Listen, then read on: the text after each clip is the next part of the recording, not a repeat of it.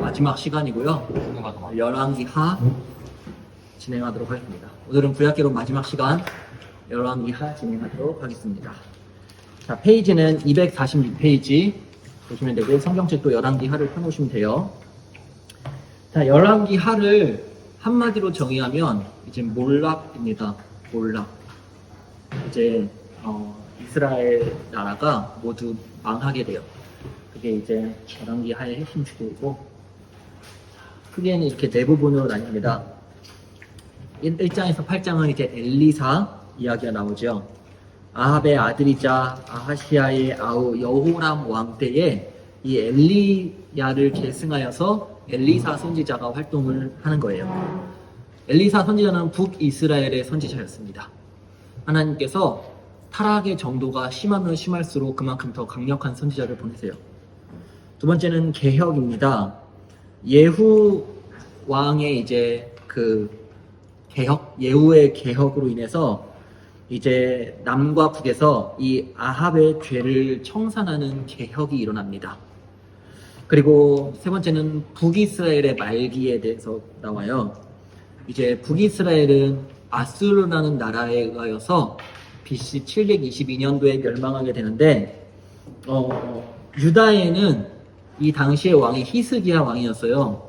근데 히스기야는 믿음으로 이 아수르 왕을 이렇게 대적하게 됩니다. 그리고 마지막으로는 남유다의 말기입니다. 남유다에 이제 요시야 왕이라고 있었는데, 요시야 왕이 마지막에 개혁을 이루긴 해요. 성전 이렇게 보수 공사를 하다가 율법책을 발견하게 되고, 그 율법책을 따라서 개혁을 했으나 그 개혁이 오래 가지 못하고 결국 남유다마저 바벨론이라는 그 이방 민족에 의하여서 멸망을 당하고 맙니다. 열왕기하는 이처럼 왕정 후기의 역사예요. 그래서 남과 북이 분단이 되었죠. 왜 분단이 되었죠? 솔로몬의 범죄로 인하여서 하나님께서 솔로몬의 죄에 대한 심판으로 남과 북을 나누셨죠. 그래서 첫 장면은 엘리사가 엘리야의 뒤를 이어서 활동하는 것으로 시작하고, 그리고 예후가 등장하여서 그 오므리 왕조를 심판을 합니다. 그리고 남과 북의 개혁이 일어나고 얼마 동안 번영의 시대가 이루어지다가 그 번영은 오래가지 못하고 결국 이스라엘과 유다는 점점 부패하고 하나님께서 미워하시는 우상을 섬기다가 결국에는 북이스라엘은 아수르에 의하여서 남유다는 바벨론에 의하여서 모두 멸망을 하게 됩니다. 이 멸망하는 날짜를 기억하면 좋아요. 북이스라엘은 BC 722년도에 멸망을 하고 남유다는 BC 586년에 멸망을 하게 됩니다. 자, 첫 번째는 그러면 봅시다. 우리 엘리사 열왕기하 1장을 펴놓고 같이 보시면 되고요. 자, 이스라엘의 왕, 그 북이스라엘의 왕의 1장에는 아하시아 왕이 등장을 합니다. 여러분, 이 아하시아는 그 아버지가 누구냐면 아합이에요. 아합의 그 죄와 어머니 이세벨의 죄, 그리고 여로보암의 죄까지 다 따라가는 굉장히 악한 왕이었어요. 그리고 바알을 섬긴 왕이었어요, 아하시아는. 그래서 하나님을 굉장히 진노하시게 한 왕 중에 한 명이 바로 아하시아 왕이었는데요. 아하시아가 병이 들었어요. 그래서 이 병에 대해서 자기가 나을 수 있는지 못 나았는지 그 에그론의 신 바알세붑에게 이것을 물어봐요. 아하시아가 하나님께 묻지 않고 이방 신에게 묻는 거죠. 그리고 엘리야는 아하시아가 이 이방 신에게 물은 것 때문에 아하시아는 반드시 죽을 것을 선포합니다.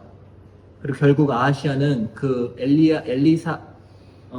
엘리야의 예언을 따라서 그 병상에서 일어나지 못하고 죽음을 맞이합니다. 아하시아는 아들이 없이 죽었어요.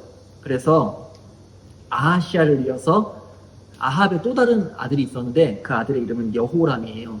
그 여호람이 이스라엘의 왕이 되었습니다. 우리 열왕기상 22장 51절을 한번 찾아볼까요? 열왕기상 51절 한번 봅시다.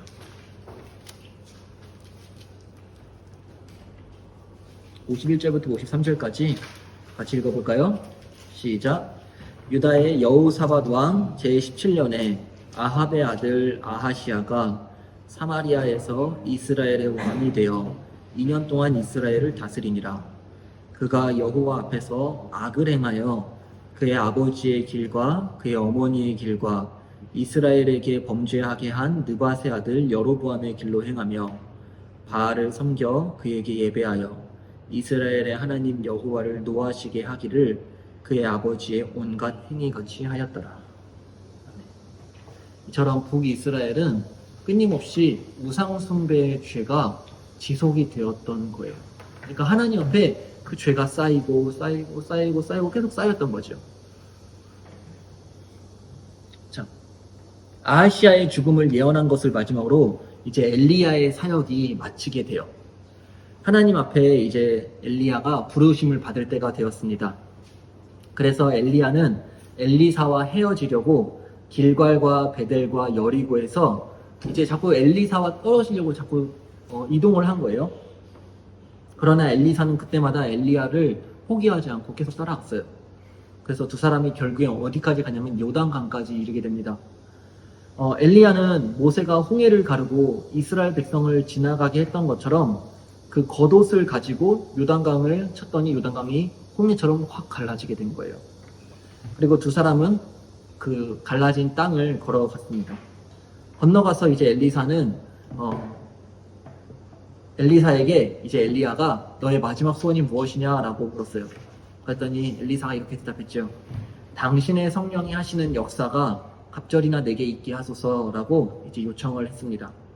이것은 엘리야보다 갑절의 능력을 원하는 것이 아니라 이게 무슨 의미냐면 신명기 21장 17절이 이제 배경인데 신명기 21장 17절에 보면 그 장자에게는 그 자신의 소유에서 아버지가 두 몫을 주게 되어 있어요. 그러니까 다른 아들보다 장자에게는 2배를 더 주게 되어 있어요. 이게 뭐냐면 엘리사는 엘리야에게 장자와 같은 존재였어요. 그래서 장자가 두 몫을 받는 것처럼 엘리사는 엘리야의 뒤를 이을 적절한 그 선지자다라는 것이 여기에 나오는 것이지요. 그래서 엘리야는 하나님이 자기를 데려가시는 것을 엘리사가 이제 본다면 그 일이 이루어질 것이라고 이제 말을 했습니다.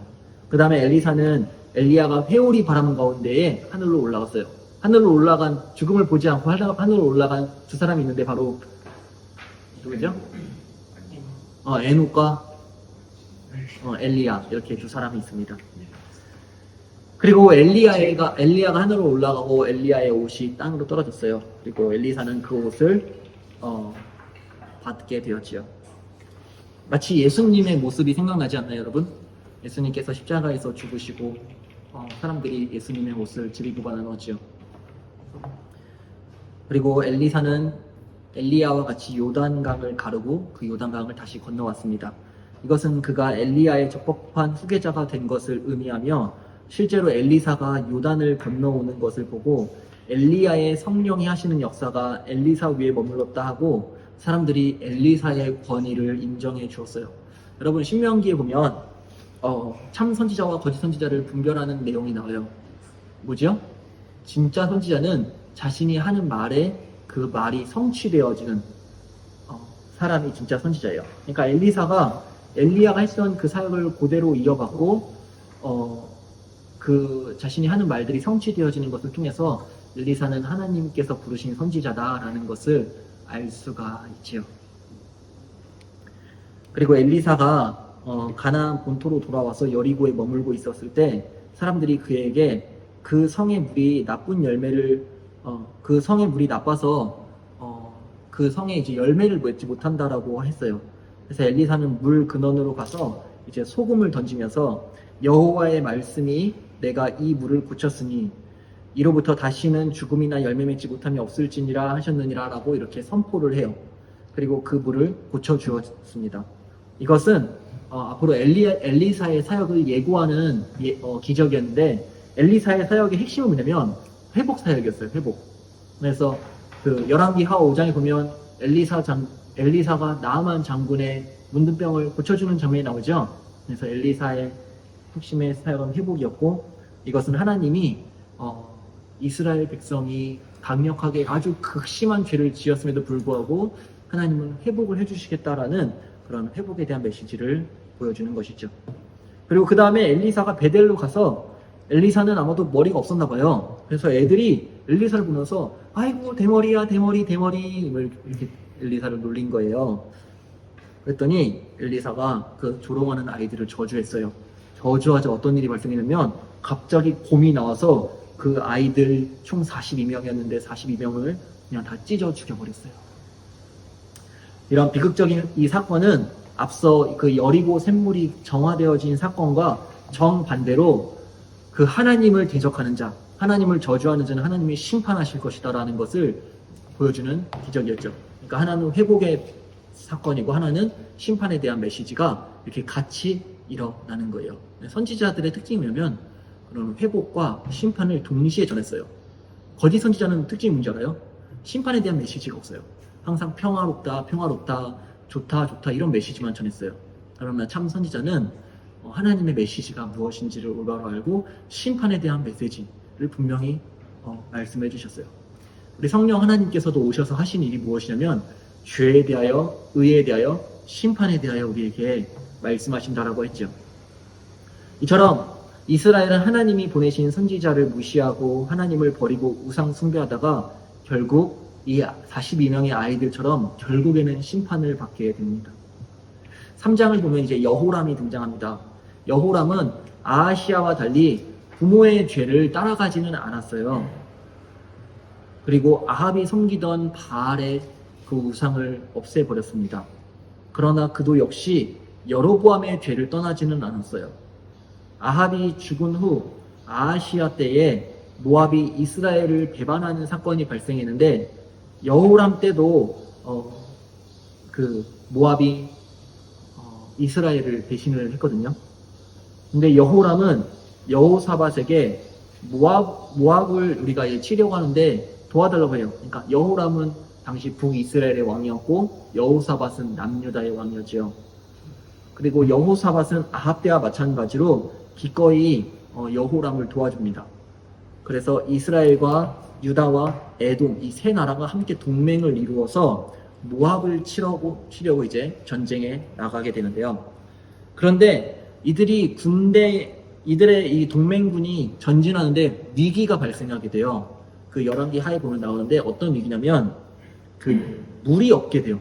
여러분 성경에서 있어서 이 물은 생명과 직결되는 요소예요. 물이 없다라는 것은 결국 죽음을 의미하는 건데 이에 여호사밧은 선지자에게 물어봅니다. 그리고 엘리사는 경건한 여호사밧을 보고 이들이 물을 얻도록 엘리사가 도와주었고 또 그들이 모압을 이길 것이라고 예언을 했습니다. 그리고 엘리사의 예언대로 그 전쟁에서 여호람 왕은 승리를 거두게 됩니다. 선지자의 예언이 성취되었다. 이 선지자는 참 선지자다라는 증거지요. 그리고 이제 4장에 보면 이제 엘리사의 사역이 본격적으로 등장을 합니다. 엘리사의 사역은 첫 번째는 회복의 사역이에요. 4장 1절부터 6장 7절에 보면 회복의 사역이 등장합니다. 엘리사가 행한 7가지 기적이 등장하는데 이 기적들은 엘리사가 사람들이 가난과 궁핍, 질병과 죽음에서 건져주는 사역이었어요. 첫 기적은 이제 선지자의 생도의 미망인을 도와주는 기적이었는데 엘리사의 제자들 중 한 생도가 이제 죽고 그 아내가 이제 혼자 남게 된 거지요. 그래서 그 미망인이 엘리사에게 찾아와서 도움을 요청합니다. 이제 제가 지금 빚이 너무 많고 아들도 2명이나 있는데 이 아들조차 이 빚을 갚지 못해서 제가 지금 뺏기게 생겼습니다 라고 엘리사에게 도움을 요청해요. 그리고 엘리사는 그 집에 오직 기름 한 그릇만 남아있다라는 그 이야기를 듣고 동네에서 모든 그릇을 다 가져오라고 해요. 그릇을 가져와라. 빈 그릇을 가져온 거죠. 그리고 그 그릇에다가 기름을 붓도록 했습니다. 엘리야가 사르밧 과부의 집에 머물면서 기름과 곡식 가루가 떨어지지 않았던 그 기적을 베풀었던 것처럼 이 모든 그릇이 다 찰 때까지 이 선지자 생도의 이 미망인은 그 그릇에 기름을 가득 채우게 되었어요. 그리고 그 기름을 팔아서 빚을 갚고 생활비를 쓰게 되었죠. 그러니까 엘리사의 첫 번째 기적은 그 가난에서의 회복을 보여주는 기적이었고, 두 번째 기적은 4장 8절에서 11기하 4장 8절에서 16절에 나오는데 아들이 없는 수넴 여인에게 아들을 준 기적이에요. 수넴의 엘리사를 잘 영접하는 한 귀부인이 있었습니다. 그 부인은 엘리사를 위해 따로 방을 마련해 두고 그가 올 때마다 쓸 수 있게 음식을 대접해 주었어요. 아마 이 여인은 그래도 어느 정도 생활에 여유는 있었던 여인이었던 것 같아요. 방도 주고 음식도 대접을 해주었으니까요. 근데 엘리사는 그 부인에게 아들이 없고, 그리고 그 부인의 남편은 늙었다라는 이야기를 듣게 됩니다. 그리고 그 말을 듣고 엘리사는 그 부인에게 너가 1년 후에 아들을 낳을 것이다 라고 예언을 해주어요. 그리고 부인은 아브라함의 아내 사라와 같이 처음에는 그 이야기를 믿지 않았지만 엘리사의 예언대로 아들을 낳았습니다. 그러나 또 세 번째 기적은 수넴 여인이 기적적으로 얻은 아들이 어느 정도 자랐을 때에 추수밭에 나가서 아버지와 이제 함께 이렇게 있게 되었는데, 그런데 갑자기 아들이 아빠랑 일을 하면서 아빠가 갑자기 머리가 아파요 하는 거예요. 그래서 아버지가 그래 아들아 너 집에 가서 좀 쉬어라 라고 해서 집에 갔는데, 집에 와서 어머니의 품에 안겨서 쉬는 그 아들이 어머니 품에서 죽게 됩니다. 여인은 죽은 아이를 엘리사의 침상에 놓았어요. 그리고 즉시 엘리사를 찾아가서 이 이야기를 들려주었어요. 엘리사는 여인과 함께 그 집으로 왔고 아이를 보고 여호와께 기도하였어요. 그랬더니 그 죽은 아이가 갑자기 살아난 거예요. 죽은 자가 살아나는 기적을 베풀한 거죠. 이 기적은 엘리야가 사르밧 과부의 죽은 아들을 살렸을 때와 되게 비슷한 기적이에요. 사르밧 과부는 죽은 아들이 살아난 기적을 보고 내가 이제야 엘리야 당신이 하나님의 사람이요 당신의 입에 있는 여호와의 말씀이 진실한 줄을 알겠나이다 라고 고백을 했는데, 이 수넴 여인은 먼저 엘리사를 향하여서 아직 아들이 살아나지도 않았는데 하나님의 거룩한 사람이요 라고 하면서 엘리사를 진짜 선지자로 인정합니다.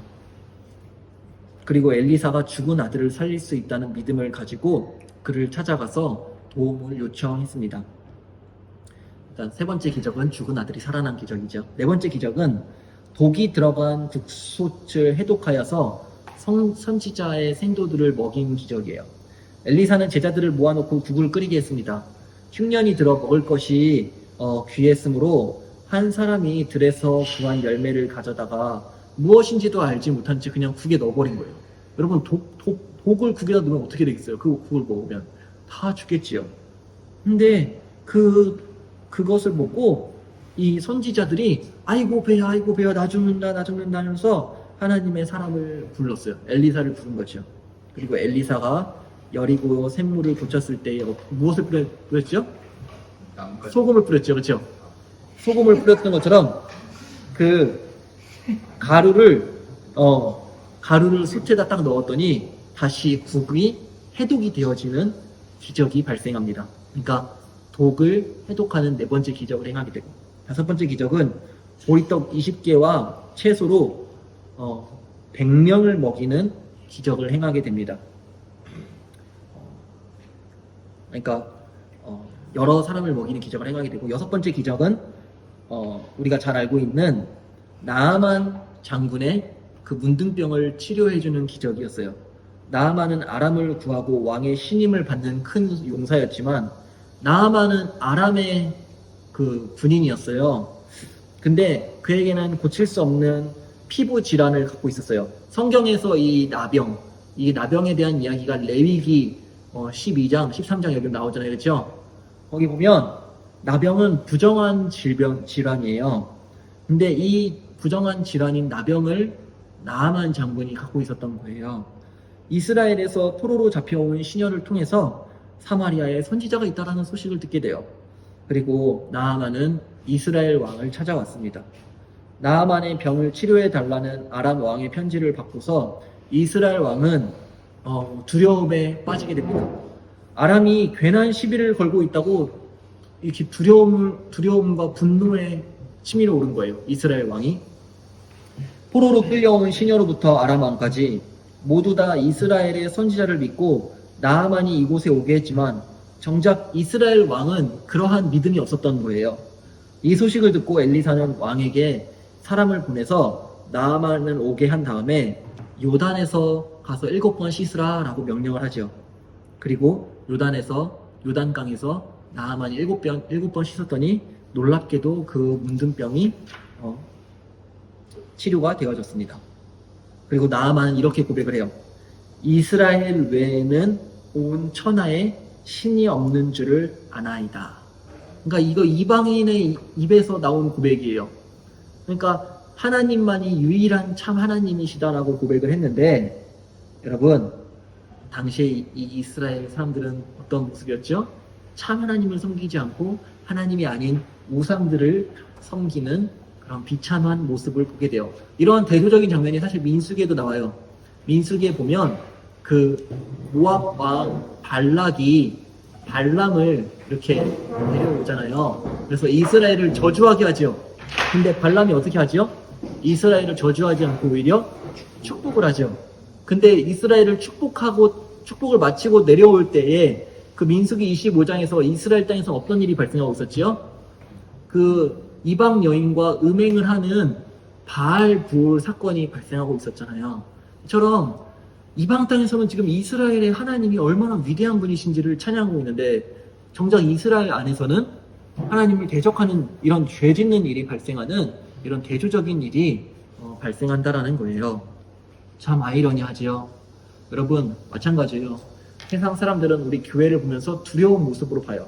그러나 정작 우리 교회 안에 있는 예수 믿는 우리들은 세상 사람들이 바라보는 그 시선을 따라서 하나님을 섬기지 않고 오히려 세상 사람들을 따라가고 있는 모습을 많이 겪게 돼요. 그게 어떻게 보면 우리 안에 있는 죄악된 본성 아닐까요? 그리고 마지막 엘리사가 행한 7번째 기적은 선지자 생도의 도끼를 물 위에 떠오르게 하는 사건이에요. 엘리사의 제자들이 공동체 생활을 하는 중에 이제 사람이 많아져서 주거지가 좁아지게 되자 새 집을 짓기로 이제 이렇게 계획을 해요. 그런데 나무를 하던 한 그 선지자가 새 도끼를 이렇게 패다가 물에 쿵덩 빠뜨리게 된 거예요. 그 도끼는 자기의 도끼가 아니라 빌려온 도끼였어요. 가난한 생도는 아이고 이거 어떡하지? 나는 이 도끼를 갚을 돈이 없는데 라고 하면서 걱정하고 탄식하고 있을 때에 엘리사가 나뭇가지 하나를 아까 건우가 얘기했던 나뭇가지 하나를 물에 툭 던졌더니 쇠도끼가 떠오르는 놀라운 기적을 행하게 됩니다. 이처럼 엘리사는 7가지 기적을 행하였고 이 7가지 기적의 공통적인 특징이 뭐냐면 회복 사역이었다라는 거예요. 회복. 그리고 이제 6장 8절부터 8장 15절에 보면 이제 엘리사가 이제 정치에 뛰어들게 돼요. 국제 정치에 뛰어들게 되는데 첫 번째는 엘리사를 잡으러 온 아람 군대를 물리치는 사역을 하게 됩니다. 엘리사 시대에 이스라엘과 아람 사이에 굉장히 많은 전쟁이 이루어졌어요. 그런데 아람이 이스라엘을 치려고 하면 하나님의 사람 이 엘리사가 이스라엘 왕에게 아람의 전략을 계속해서 가르쳐 주는 거예요. 아람 왕은 도대체 우리 안에 스파이가 있다라고 했지만 알고 보니까 엘리사가 자신의 그 내부 정보를 이스라엘에게 알려주고 있었던 것이죠. 그리고 엘리사를 잡기 위해서 아람 왕은 군대를 파견합니다. 그리고 아람의 군대를 보고 사환이 엘리사의 그 제자죠. 엘리사의 제자인 그 사환이 굉장히 무서워해요. 저기서 아람 군대들이 막 오고 있는 거예요. 엘리사를 죽이려고. 그때 엘리사는 하나님께 기도합니다. 하나님, 이 사환의 눈을 열어주십시오. 그래서 하나님께서 그 사환의 눈을 확 열어주셨는데, 열고 나니까 엘리사 주변에 지금 불말과 불마차가 이렇게 둘러싸고 있었던 거예요. 엘리사는 또 기도를 합니다. 하나님, 저 아람 군대의 눈을 어둡게 하여 주십시오. 그래서 그들을 사마리아 땅으로 유인을 하고요. 아람 군대를 거기서 이제 눈이 확 뜨게 됩니다. 이스라엘 왕은 아람의 군대를 이제 치려고 했어요. 그러니까 사마리아 땅에 아람 군대가 들어왔으니까 이제 이스라엘 왕은 그냥 아람 군대를 몰살시켜버리면 되는 상황이었는데, 엘리사는 그러지 마십시오. 이들을 풀어주십시오. 라고 하면서 오히려 그 아람의 군대들에게 호의를 베풀고 음식을 먹이고 다시 아람 땅으로 돌려보냅니다. 그래서 엘리사가 이 아람 군대를 물리치는 이런 사역을 하게 되고, 두 번째 사역은 열왕기하 6장 24절에서 7장 20절인데 사마리아 성이 포위되는 일이 발생합니다. 이야기는 다시 아람과 이스라엘의 전쟁으로 가게 돼요. 앞의 기사는 아람이 더 이상 이스라엘을 공격하지 않았다라는 이야기로 마무리되지만, 지금 또 여기에서는 아람과 이스라엘의 전쟁 이야기가 등장을 하게 돼요. 아마도 이 뒤에 기록되긴 했지만, 아마도 이 사건이 뒤에 기록된 사건이라기보다는 앞에 있었던 사건보다 뒤에 일어난 사건이라기보다는 아마 먼저 있었던 사건으로 보여져요. 왜냐하면 앞에서 더 이상 아람이 이스라엘을 공격하지 않았다는 그런 기록이 있기 때문에. 근데 여기서 어떤 일이 일어나냐면, 아람 군대가 북이스라엘의 수도인 그 사마리아를 포위하게 된 거예요. 사마리아 성을. 그리고 이제 아람 군대로 인해서 그 북이스라엘의 사마리아 성이 포위를 당하니까 더 이상 나가지를 못하잖아요. 그러니까 이 성 안에서 점점 먹을 것이 떨어지는 거예요. 그래서 실례로 사람들이 먹을 것이 없어지자 어떤 일이 발생하냐면, 자신의 아들을 물에다가 삶아서 먹게 되는 아주 끔찍한 일도 발생하게 돼요. 이러한 상황은 이미 신명기에서 예언된 사건이에요. 여러분, 신명기 28장 52절을 볼까요?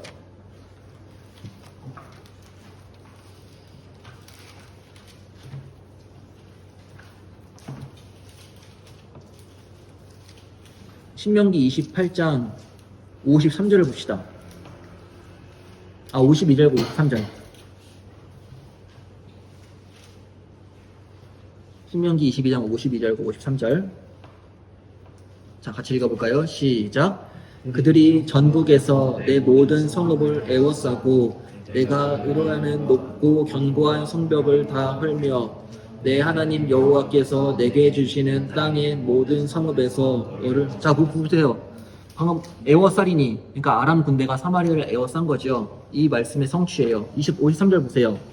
내가 적군에게 에워싸이고 맹렬한 공격을 받아 곤란을 당함으로 내 하나님 여호와께서 내게 주신 자녀 곧 내 몸의 소생의 살을 먹을 것이라. 뭐라 나오죠? 내 자녀를 먹을 것이라. 이 말씀이 이루어진 거예요. 왜 이루어졌죠? 하나님을 떠나서 우상 숭배했기 때문에 이 일이 발생한 거예요. 볼까요, 한번? 열왕기하 6장 24절 먼저 봅시다. 열왕기하 6장 24절. 열왕기하 6장 24절.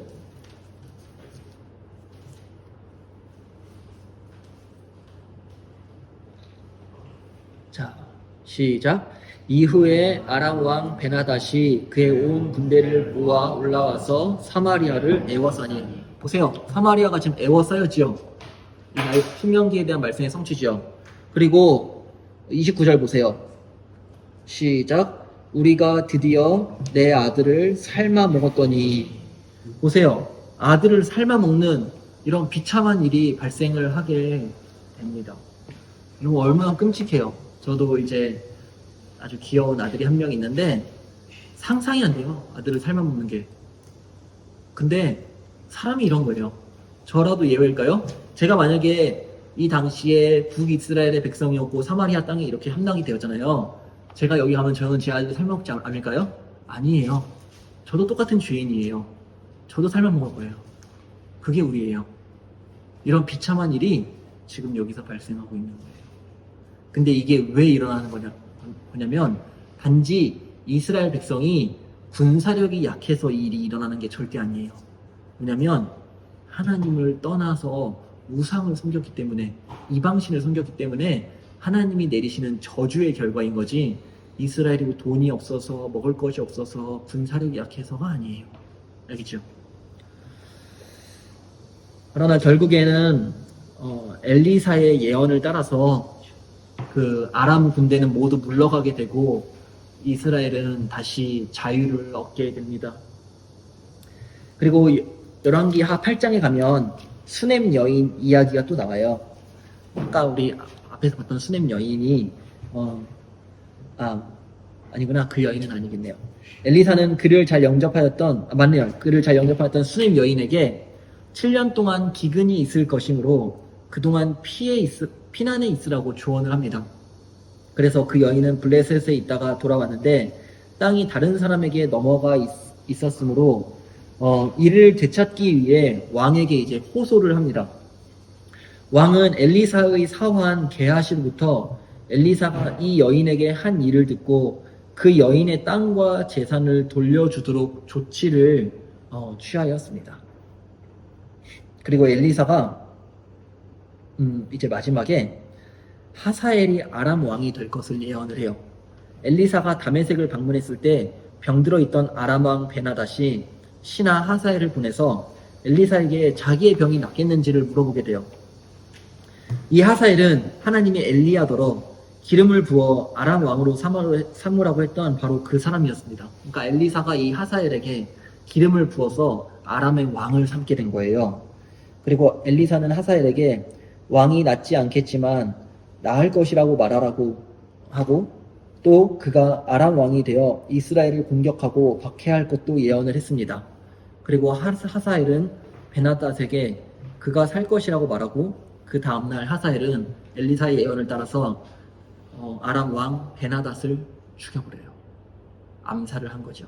그리고 그 하사엘이 엘리사의 예언을 따라서 아람의 왕이 되어집니다. 이것을 통해서 그 이스라엘의 왕뿐만 아니라 이방의 왕도 왕을 세우고 높이고 죽이고 살리는 것이 하나님의 손 아래 있다라는 거예요. 지금 여러분 전 세계 대통령과 총리나 이런 수장들 있죠. 전 세계의 수장들은 바로 하나님이 세우신 인물들이에요. 그 왕이 나쁜 왕이든 좋은 왕이든 하나님이 그 왕을 왜 세우셨는지 우리는 다 이유는 알 수 없어요. 그러나 이 사건을 통하여서 모든 권세는 하나님으로부터 왔다라는 것을 알 수가 있죠. 자, 열왕기하 8장에 가면 유다 왕 이야기가 등장합니다. 유다 왕 이야기가 등장해요. 그래서 8장 16절에 보면 여호람 이야기가 등장을 하고, 이스라엘 왕 요람 5년에 여호사밧의 아들 여호람이 유다의 왕이 되었습니다. 그리고 8장 25절부터 29절까지는 아하시야 왕 이야기가 등장합니다. 여호람이 죽고 그의 아들 아하시야가 왕이 되었습니다. 이렇게 해서 유다 왕에 대한 이야기가 간략하게 설명이 되어집니다. 자, 이제 9장에 넘어가면 이제 본격적인 개혁하는 일이 발생해요. 엘리야와 엘리사가 활동하던 시기는 북왕국 오므리 왕조의 시대였어요. 오므리 왕조. 특히 그 오므리 왕의 정말 악했던 왕이 누구냐면 바로 아합 왕이었어요. 아합 때에 이세벨의 영향으로 그 바알 숭배가 그 온 그 천하에 되게 팽배해진 거예요. 또한 남왕국 유다왕 여호사밧이 북이스라엘과 화친하면서 아합의 딸 아달랴를 며느리로 맞아들여서 그 유다에도 아합의 죄와 동일한 죄가 유다 땅에도 확 퍼지게 돼요. 그렇게 남왕국과 북왕국이 함께 타락해 가다가 예후가 북이스라엘과 남유다의 두 왕을 모두 죽이고 이스라엘의 역사는 새로운 국면에 들어서게 돼요. 비록 짧지만 남유다와 북이스라엘의 개혁의 시대가 열린 거예요. 북이스라엘에서는 이 예후에 의하여서 개혁이 발생하고 남유다에서는 요아스의 후견인인 제사장 여호야다에 의하여서 그 아합의 딸을 죽이고 바알 숭배를 종식시키는 개혁이 일어났습니다. 저랑 이 나라가 타락하고 타락해져 가고 교회가 타락하고 타락해져 갈 때 하나님은 한 사람을 이렇게 부르셔서 개혁을 일으킵니다. 저는 여러분들이 이 시대에 한국에 개혁을 일으키는 개혁자들이 되었으면 좋겠어요. 여러분, 우리 개혁주의 신앙의 모토가 뭔지 알아요? 개혁된 교회는 계속해서 개혁되어야 한다라는 거예요. 여러분들이 어쨌든 개혁자들이 되었으면 좋겠습니다. 하고 싶은 말은 많지만 여기서 말을 아끼도록 할게요. 자, 우리 열왕기하 9장 10장에서 이제 예후 이야기가 등장합니다. 하나님은 전에 엘리야에게 하사엘을 기름 부어 왕으로 세우시고 예후를 기름 부어 이스라엘 왕으로 세우며 엘리사를 기름 부어 엘리야를 대신할 선지자로 세우라고 하셨어요. 말씀을 받은 직후 엘리야는 엘리사를 제자로 삼았고 엘리야의 승천 후에 엘리사는 이스라엘에서 많은 이적을 베풀며 선지자로 사역을 했습니다. 그 가운데 엘리사는 다메섹에서 하사엘을 만나서 그가 아람의 왕이 될 것을 예언했지요. 그리고 하사엘은 앞에서 우리가 살펴보았던 것처럼 베나닷을 죽이고 아람 왕이 되었습니다. 이제 이스라엘의 왕이 된 예후의 시대가 되었어요. 엘리사는 제자 중 하나를 예후에게 보내요. 그리고 기름을 붓습니다. 여러분, 성경에서 기름을 붓는 것은 왕을 세운다라는 거예요. 하나님께서 사울 왕을 세울 때도 기름을 부었고 다윗 왕을 세울 때도 기름을 부었어요. 그래서 기름을 붓는다라는 것은 왕이 된다라는 의미인데, 기름을 붓는다라는 게 그 구약의 히브리어로 메시아예요. 기름 부음 받은 자. 이게 신약에서는 그리스도가 되는 건데, 이 기름 부음의 1차적인 의미가 바로 왕이에요. 그래서 예수님이 그리스도다라는 것은 예수님이 기름 부음 받은 자이고 그가 바로 하나님께서 세우신 왕이다라는 그러한 의미인 거죠. 자, 엘리사는 이제 예후에게 기름을 붓습니다. 예후가 군대 장관으로서 다른 장관들과 함께 있는 중에 선지자 청년이 그를 이제 예후를 따로 불러내어요. 일로 오세요 라고 하면서 예후에게 기름을 확 부어줍니다. 그리고 당신이 이제 아합의 집을 심판할 것이고 당신이 왕이 될 것이다 라고 이야기를 해요. 이 말씀을 전한 후에 선지자는 너무 두려워가지고 막 도망쳤어요. 자기가 한 말이 사실 너무 두려웠던 거예요. 다른 군대 장관들이 그가 무슨 말을 했는지 묻자 예후는 솔직하게 이야기합니다. 하나님이 자기에게 기름을 부어서 자기를 이스라엘의 왕으로 삼겠다고. 이에 군대 장관들은 예후를 왕으로 추대하면서 예후를 따라갔습니다. 그리고 이제 예후는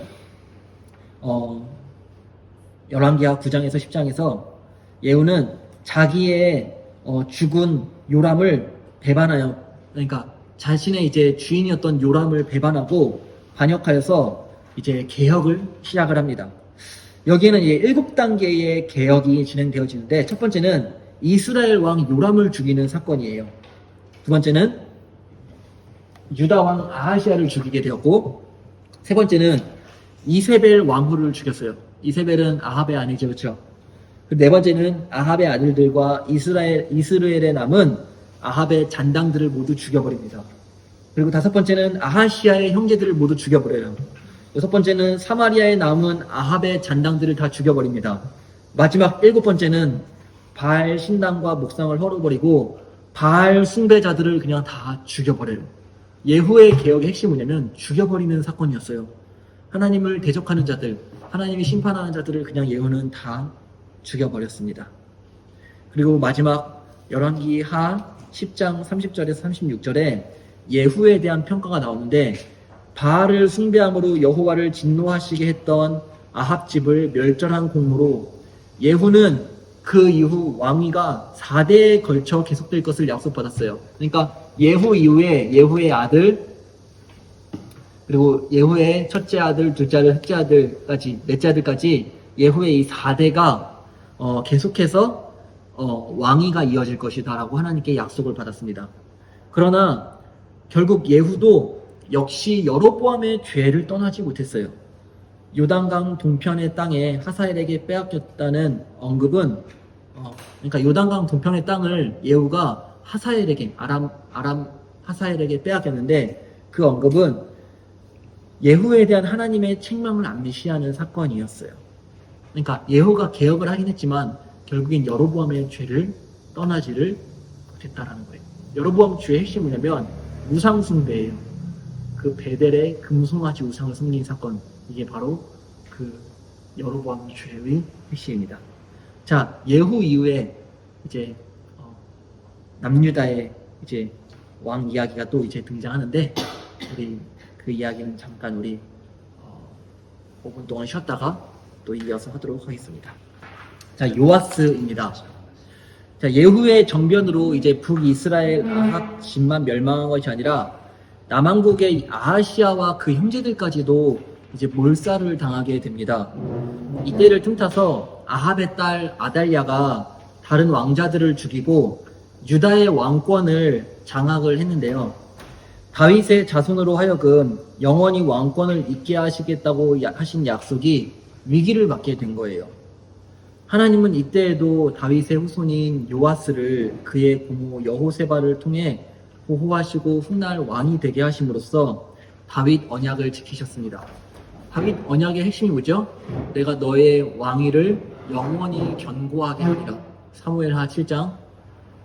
자, 북이스라엘은 계속 왕조가 바뀌었어요. 그러나 남유다는 다윗의 아들이, 또 그 아들의 아들이, 그 아들의 아들이 해서 다윗의 대를 계속 이어서 왕위가 유지가 되어져요. 하나님이 다윗에게 하신 이 다윗 언약의 성취인 거죠. 자, 요아스가 7살이 되었을 때 여호야다는 그를 왕으로 앞세우고 개혁을 일으켜 그 아달랴를 몰아냈습니다. 그리고 바알 신당을 파괴하고 그 제사장들을 죽임으로써 아합 집의 그런 문화들을 모두 몰아내버렸습니다. 12장에 가면 이제 요아스가 성전 수리를 하게 되는데, 요아스는 여호야다, 제사장 여호야다의 교훈을 받아서 올바르게 정치를 해갔어요. 근데 그는 이제 아달랴가 파괴한 성전 일부를 복원하기 위해서 성전 수리를 진행하게 됩니다. 그러나 참 안타깝게도 요아스는 이 성전 수리를 하면서 말년에 그 암살을 당하는 비참한 종말을 맞이하게 돼요. 역대하의 기록에 의하면 그 여호야다가 죽은 후에 요아스가 그를 배신하고 타락하였기 때문이라고 요아스의 죽은 이유에 대해서 역대하 24장 15절에서 27절을 보시면 거기에 그 이유에 대해서 설명을 하고 있습니다. 자, 넘어가서 이제 번영기가 오게 돼요. 이스라엘 왕 여호와하스, 요아스 다음에 예후를 이어서 그의 아들 여호와하스가 왕위에 올라오르게 되는데, 그가 여로보암의 죄를 떠나지 않았으므로 하나님이 그의 백성을 아람 왕의 학대에 시달리게 하십니다. 여호와하스는 하나님에게 간구하여서 아람의 공격에서 벗어났지만 그 후에 다시 여로보암의 죄를 짓고 또 아세라 목상까지 그대로 두었으므로 다시 아람 왕의 공격을 받아 이제 국가의 힘이 굉장히 약해지게 되어졌습니다. 그리고 여호아스의 뒤를 이어서 요아스가 북이스라엘의 왕이 됩니다. 요아스도 여로보암의 죄에서 떠나진 않았지만 감사하게도 요아스는 아람과의 전쟁에서 더 강력한 힘을 갖게 되어져야 돼요. 그리고 엘리사는 이때 죽음을 맞이하게 되는데, 엘리사가 죽음을 앞두고 요아스에게 너가 당신이 아람 나라를 진멸할 것입니다 라는 예언을 하게 해요. 그리고 엘리사가 화살로 요아스에게 이게 화살이면 땅을 3번 땅을 치라고 명령을 했는데 요아스가 땅을 딱 3번만 쳐요. 하나, 둘, 셋. 그리고 엘리사가 왜 3번만 치냐라고 얘기하면서 아람을 다 진멸하지 못하고 3번만 승리하게 될 것이다 라고 이렇게 예언을 합니다. 그리고 남유다에는 아마샤 왕 이야기가 나옵니다. 유다 왕 요아스는 말년에 신하들에게 암살을 당하고 요아스를 이어서 아마샤가 남유다의 왕이 되어집니다. 그리고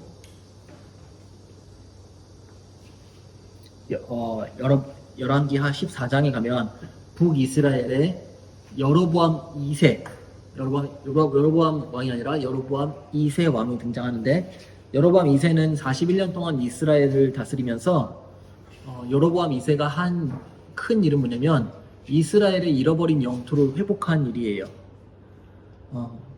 사실 여로보암 2세는 굉장히 악한 왕이었어요.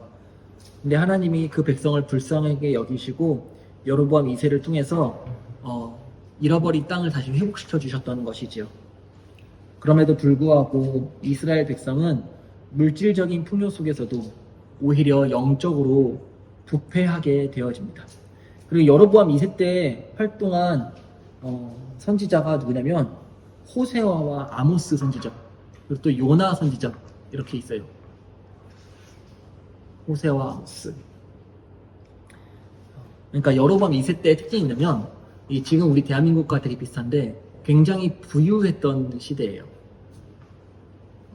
군사력도 경제력도 모든 것이 굉장히 부유한 시대였는데 그런 평안함 가운데 하나님을 섬겼기보다는 그런 부유함에 취하여서 하나님을 떠났던, 그래서 하나님께서 호세아와 선지자, 아모스 선지자 이런 선지자들을 보내셔서 그 북이스라엘을 아주 강력하게 책망을 하시죠. 그리고 15장 가면 유다왕 아사랴 이야기가 나오고 아사랴의 또 다른 이름은 우시야예요. 우시야. 그리고 나중에 우시야는 교만해져서 제사장의 고유 권한인 분향의 직무를 임의로 시행하다가 나병에 걸렸습니다. 그리고 죽을 때까지 별궁에 살았고 우시야를 이어서 요담이 왕이 되어집니다. 그 당시에 활동했던 또 이스라엘의 왕은 여로보암 2세의 아들 스가랴 왕입니다. 그리고 스가랴 왕은 6달 만에 살룸에 의하여서 암살당하고 그리고 예후 왕조가 끝이 나게 돼요. 스가랴를 마지막으로 아시아, 예후, 여호아스, 요아스 이렇게 해서 스가랴까지 해가지고 그 4대가 끝이 납니다. 예후 왕조 4대가. 자, 이제 그리고 마지막으로는 마지막이 아니구나. 세 번째는 이제 북이스라엘의 말기에 대해서 기록이 됩니다. 북이스라엘의 말기는 쇠퇴기예요. 예후 왕조가 끝나고 이스라엘은 다시 모반에 의해서 계속 왕실이 바뀌게 되는 혼란의 정국을 맞으며 국가의 힘이 굉장히 쇠약하게 되어집니다. 게다가 외부적으로는 이 아수르 제국이라는 새롭게 부상하는 강대국이 여러 차례 이스라엘을 계속 쳐들어왔어요. 그래서 열왕기하 15장 13절에서 31절에는 이스라엘의 4명의 왕이 등장이 되는데 살룸, 무나엠, 브가이아, 베가. 예후 왕조의 마지막 왕인 스가랴가 죽고 살룸이 왕이 되었고 그 다음에 무나햄이 왕이 되었고 무나햄 다음에 브가히야 다음에 베가, 이렇게 왕조가 계속해서 바뀌게 돼요. 그러니까 그 왕조가 오랫동안 지속되지 못하고 짧게 계속 바뀌게 되는 것은 이제 그 나라의 멸망이 얼마 안 남았다라는 것을 의미해요. 우리나라도 자꾸 대통령을 탄핵하려고 그러죠. 그럼 막 대통령 임기 줄이자 그러고, 이거 절대 좋은 거 아니에요. 한 나라가 한 나라가 멸망하는 징조가 뭐냐면 통치자가 자주 바뀌는 거예요. 그래서 결국에는 이제 마지막 이스라엘 왕, 북이스라엘 왕 호세아가 마지막 이스라엘 왕이 됩니다. 그 당시에 유다 왕은 누구였냐면 요담과 아하스 이렇게 있었고 또 히스기야도 있었습니다. 넘어가서 이제 17장에 가면 북이스라엘이 멸망을 하게 돼요. 예후 왕조 이후 이스라엘은 20년 동안 수차례의 모반으로 불안정한 시기를 보내더니 결국 호세아 때 아수르의 공격으로 멸망을 하게 됩니다. 이때가 바로 주전 BC 722년입니다. 호세아는 아수르의 봉신으로 왕위에 올랐고 그래서 처음에는 아수르에게 자꾸 조공을 바쳤어요. 나중에 애굽과 교통하면서 애굽을 의지하고 아수르에 보내는 조공을 끊어버렸습니다. 아수르 왕은 호세아의 배반을 보고 쳐들어와서 그를 호세아를 옥에 가두어 버렸죠. 그리고 많은 사람을 포로로 잡아갔습니다. 또한 이방 사람들을 사마리아에 이주시켜와 거주하게 함으로써 인종 혼합 정책을 썼어요. 그러니까 아수르 사람들과 이방 민족들을 사마리아로 보내서 거기서 그 북이스라엘 사람들과 결혼을 하게 한 거예요. 그래서 인종 혼합 정책을 한 거예요. 그래서 이스라엘 사람들은 지금도 그 북이스라엘 땅 사마리아에 사는 사람들을 부정한 민족이다라고 생각을 해요. 똑같은 이스라엘 사람인데도 불구하고. 자, 왜 북이스라엘이 멸망했는지에 대한 그 멸망에 대한 이유가 열왕기하 7장 7절에서 18절에 나옵니다. 우리 열왕기하 17장 7장만 읽어볼까요? 17장. 열왕기하 17장 7절.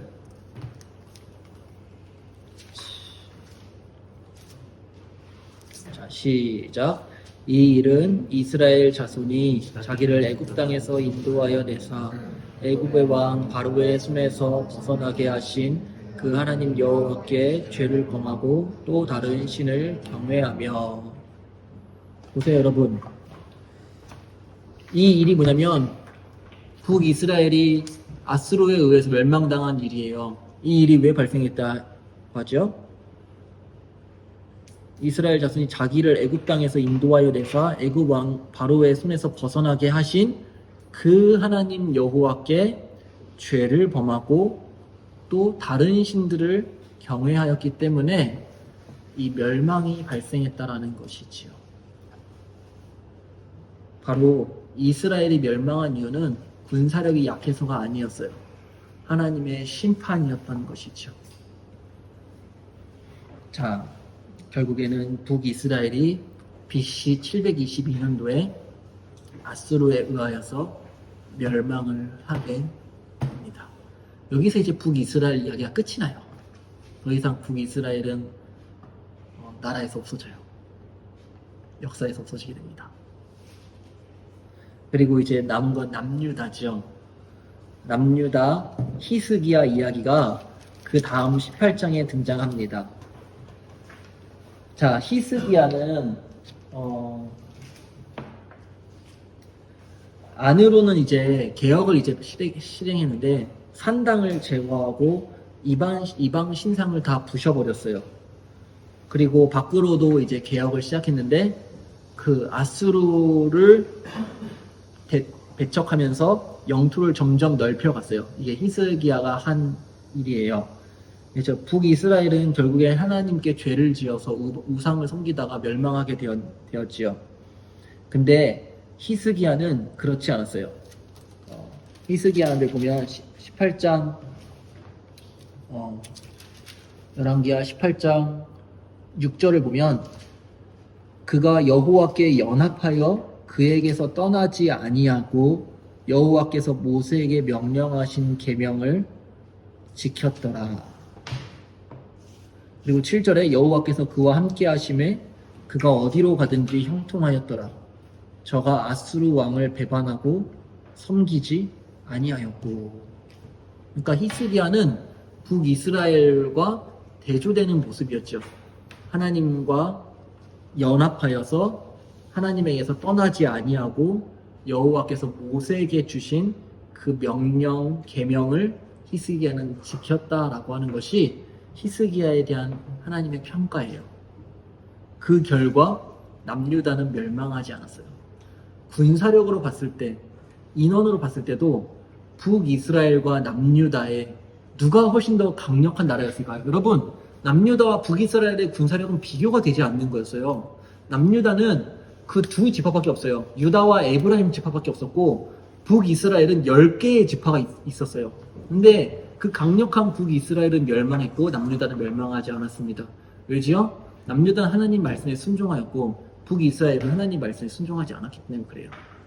남유다는 하나님과 연합하였고 북이스라엘은 이방신과 연합했기 때문에 그래요. 여러분, 우리 마찬가지 6.25도 하나님께서 개입하신 아주 절묘한 전쟁이에요. 당시에 그 북한과 남한의 군사력을 비교하면 남한이 이거는 절대 이길 수가 없는 그런, 정말 그런 싸움이에요. 그런 진짜 말도 안 되는 싸움이었어요. 근데 하나님께서 이 남한을 구원하시고 이 전쟁에서 이기게 하신 이유는 남한의 예수를 믿었기 때문에 그래요. 특히 남한의 지도자였던 이승만 대통령은 예수를 믿는 그리스도인이었어요. 근데 북한의 그 공산주의를 따르는 김일성 무신론자였어요. 하나님을 믿지 않는. 그러니까 하나님을 믿는 자는 결국에는 승리한다라는 사실을 알 수 있어요. 이 전쟁의 승패는 군사력의 강함과 약함에 있지 않아요. 누가 하나님을 믿고 따르느냐에 있어요. 자, 그리고 결국에는 아수르가 히스기야를 쳐들어오긴 하는데 히스기야는 이사야의 예언을 따라서 그 아수르로부터 구원을 받게 됩니다. 히스기야 왕 때 활동했던 선지자가 우리가 잘 알고 있는 이사야 선지자예요. 있죠?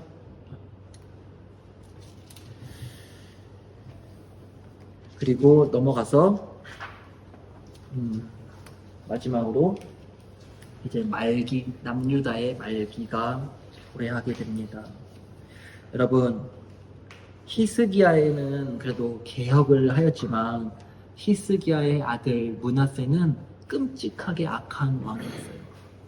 므낫세는 얼마나 악했냐면 그 아버지 히스기야가 헐어버린 산당을 다시 세웠고, 그리고 아합 왕이 따랐던 바알과 아세라 우상을 다시 섬겼어요. 뿐만 아니라 성전에 우상을 세우기까지 했고 이방 풍속들을 따라가기도 했지요. 그리고 그 므낫세에 이어서 므낫세의 아들은 아몬이었는데 아몬 또한 굉장히 악한 왕이었어요. 그러니까 이렇게 두 대를 굉장히 남유다가 극심한 타락을 경험했죠. 그리고 나서 등장한 왕이 누구냐면 바로 요시야 왕입니다. 열왕기하 22장에 보면 요시야 왕이 등장했는데 요시야는 불과 8살의 왕이 되어져요. 8살. 그리고 왕이 된 지 18년 만에 요시야 왕은 하나님의 성전을 보니까 너무나 피폐해지고 무너져 있는 거예요. 그래서 성전을 수리해야 되겠다라는 마음을 갖게 돼요. 여러분, 성전은 뭐죠? 하나님이 임재하시는 장소예요. 그래서 성전을 수리하기를 시작하는데 성전을 붙이다 보니까 갑자기 성전에서 책 한 권을 발견하게 된 거예요. 근데 그 책은 알고 보니까 모세 때 기록되어진 율법책이었어요. 아마 이때 발견된 율법책이 신명기였을 거다라는 그런 추측이 많이 있어요. 그리고 요시야는 율법책을 발견하고 그 율법책의 말씀을 서기관을 통하여서 말씀을 듣습니다.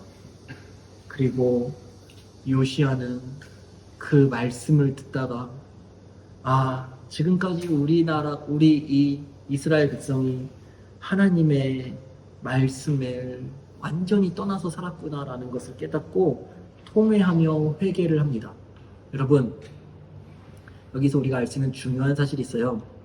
회개는 언제 임하냐면 하나님의 말씀이 올바로 전하여질 때 회개가 임합니다. 회개는 말씀 없이 할 수 없어요. 갑자기 길을 걷다가 회개하거나 이런 거는 말이 안 돼요. 하나님께서 우리에게 회개를 하실 때는 늘 율법을 주십니다. 율법을 주셔서 이렇게 회개를 하시고 하게 하시고 회개하는 자에게 소망이 있는 거예요.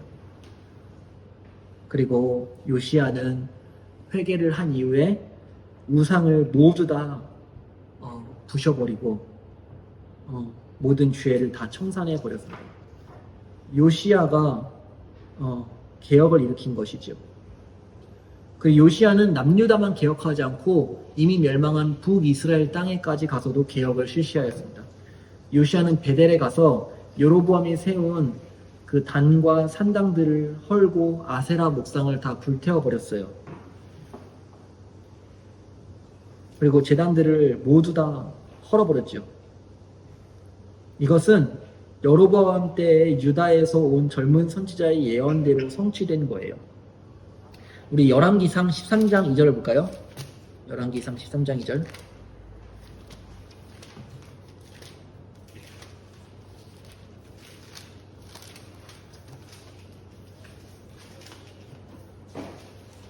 열왕기상 13장 2절 같이 읽어볼까요?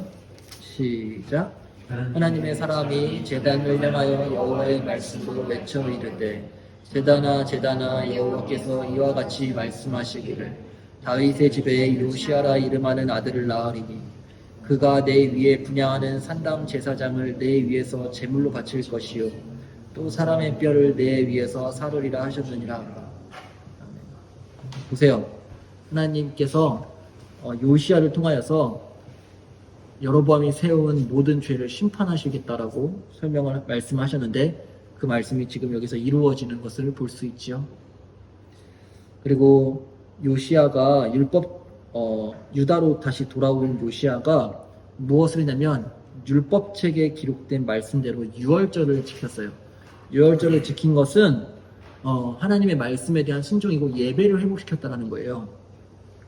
이렇게 요시아는 율법책에 따라 여호와 신앙을 쇄신하는 개혁 정치를 실행함으로써 이스라엘 역사에서 전무후무하게 율법을 온전히 준행한 왕으로 인정되었습니다.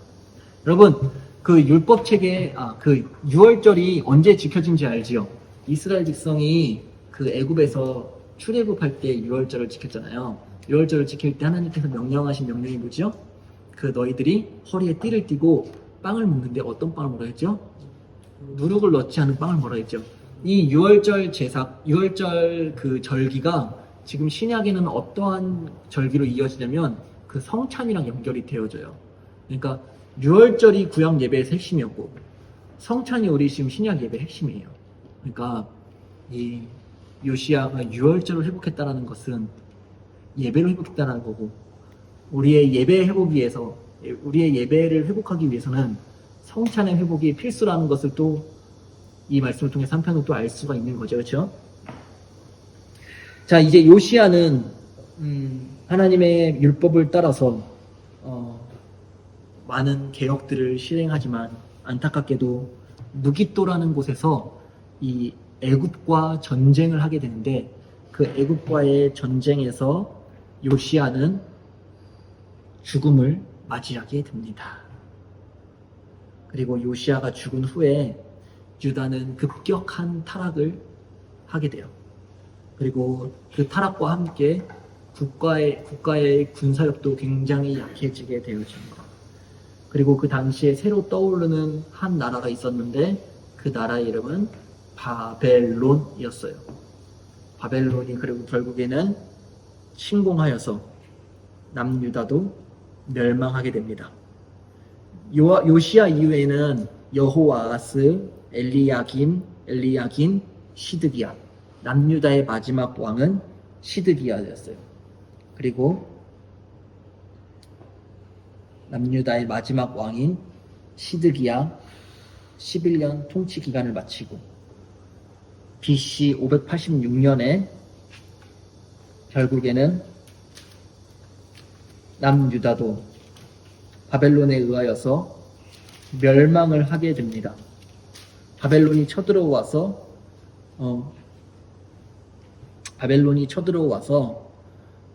유다에 있는 모든 사람들을 바벨론 땅으로 다 끌고 갔고 그때 끌려간 사람이 다니엘이에요. 끌고 갔고 그리고 예루살렘에 있는 솔로몬이 세운 그 하나님의 성전 그 성전을 모두 다 무너뜨리고 거기에 있는 모든 금그릇과 은그릇, 모든 보물 같은 것들을, 성물들을 다 가져가게 됐죠. 그 성물을 가져가서 그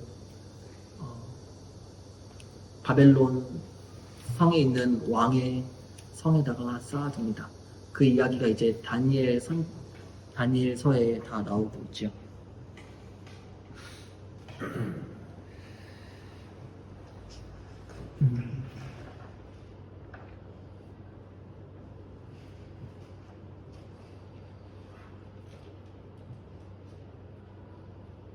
우리 열왕기하 25장 7절을 볼까요? 열왕기하 25장 7절.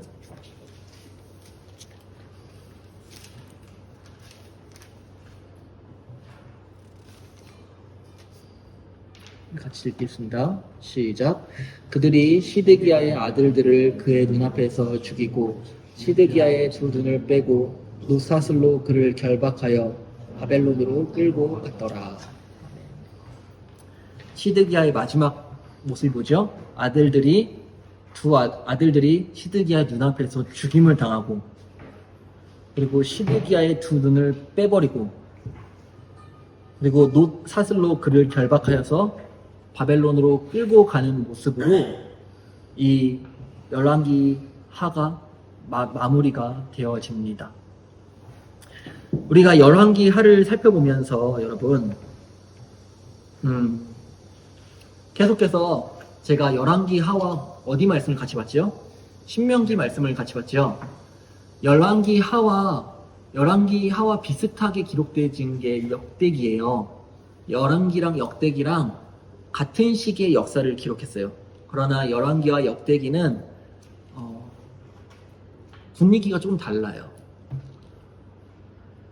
열왕기는 그 멸망으로 끝이 나지만 역대기는 포로 귀환으로 끝이 나요. 그러니까 바벨론의 포로로 끌려갔던 그 유다 사람들이 다시 돌아왔더라라는 그런 내용으로 역대기는 끝이 나는데, 우리 열왕기의 핵심이 뭐냐면 왜 이스라엘이 멸망했느냐 이거예요. 왜 멸망했느냐? 멸망한 이유는 신명기에 나타나 있어요.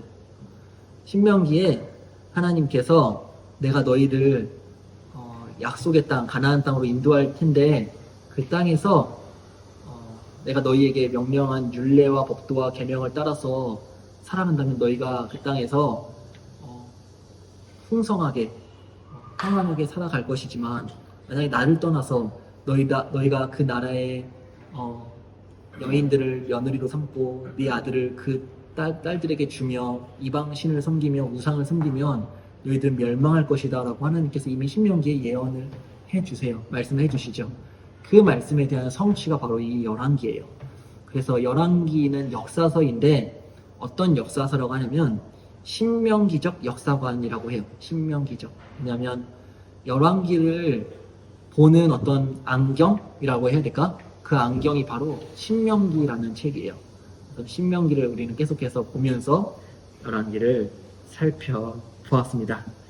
자, 이렇게 해가지고 우리 총 8주간의 구약 개론 1을 마치게 되었습니다. 창세기, 출애굽기, 레위기, 민수기, 신명기, 여호수아, 사사기, 룻기, 사무엘상, 사무엘하, 열왕기상, 열왕기하, 이렇게 12권의 책을 하셨습니다. 감사합니다.